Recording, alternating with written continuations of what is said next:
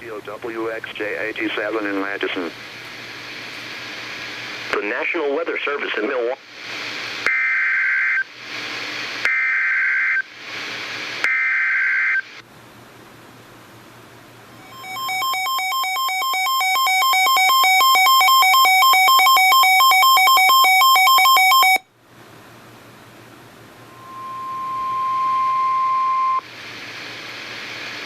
The National Weather Service in Milwaukee has issued a severe thunderstorm warning for central Lafayette County in south central Wisconsin until 8:15 p.m. At 7:48 p.m., a severe thunderstorm was located near Shellsburg or near Darlington, moving east at 30 miles an hour.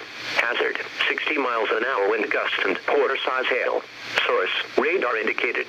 Impact, hail damage to vehicles is expected. Expect wind damage to roofs, siding and trees. Locations impacted include Darlington, Shellsburg, Lamont and Yellowstone Lake St. Park. For your protection, move to an interior room on the lowest floor of a building.